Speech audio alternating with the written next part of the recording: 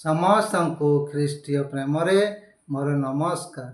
ପ୍ରିୟ ମୋର ଭାଇ ଆଉ ଭଉଣୀମାନେ, ଅନେକ ଭାଇମାନେ କୁହନ୍ତି, ଭାଇ ମୁଁ ଯେପରି ବ୍ୟଭିଚାରରୁ ଦୂରେଇ ରହିବି, ମୁଁ ଯେପରି ନିଶା ଖାଇବାଠୁ ଦୂରେଇ ରହିବି, ମୁଁ କ'ଣ କରିବି?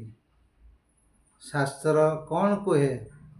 ଆମେ ଈଶ୍ୱରଙ୍କ ନିକଟବର୍ତ୍ତୀ ହେବା, ଈଶ୍ୱରଙ୍କ ଶରଣକୁ ଆମେ ଯିବା। ଲେଖା ହେଇଛି ଈଶ୍ୱରଙ୍କ ବାକ୍ୟ କାର୍ଯ୍ୟ ସାଧକ, ତାହା ଦୁଇ ଧାର ଖଡ଼୍ଗ ବିଶିଷ୍ଟ, ତାହା ହାଡ଼ ମଜ୍ଜା ଗ୍ରନ୍ଥି ପର୍ଯ୍ୟନ୍ତ ଭେଦକ ଅଟେ। ଆମେ ଯେତେ ଈଶ୍ୱରଙ୍କ ବାକ୍ୟକୁ ଆମେ ଶୁଣିବା, ଆମେ ଯେତେ ଈଶ୍ୱରଙ୍କ ବାକ୍ୟକୁ ଆମେ ପଢ଼ିବା, ତହିଁରେ ପରମେଶ୍ୱର ଆମ ଭିତରେ କାର୍ଯ୍ୟ କରିବେ, ଆମକୁ ସେ ପରିଷ୍କାର କରିବେ।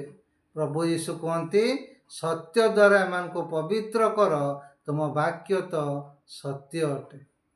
ବାକ୍ୟ ଦେଇ ସେ ଆମକୁ ପରିଷ୍କାର କରନ୍ତି। ଦାଉଦ କୁହନ୍ତି, ମୁଁ ଯେପରି ତୁମ ବିରୁଦ୍ଧରେ ପାପ ନ କରେ, ଏଥି ନିମନ୍ତେ ମୋ ହୃଦୟରେ ତୁମ ବାକ୍ୟକୁ ସଞ୍ଚୟ କରି ରଖିଅଛି। ଆମେ ଯେତେ ଈଶ୍ୱରଙ୍କ ନିକଟବର୍ତ୍ତୀ ହେବା, ଯେତେ ଆମେ ବାକ୍ୟକୁ ପଢ଼ିବା, ବାକ୍ୟକୁ କନଫେସ୍ କରିବା ଆମ ଜୀବନରେ, ତାହେଲେ ସବୁ ମନ୍ଦ ବିଷୟରୁ ଆମେ ରକ୍ଷା ପାଇବା। ସମସ୍ତଙ୍କୁ ପ୍ରେଜ୍ ଦ ଲର୍ଡ।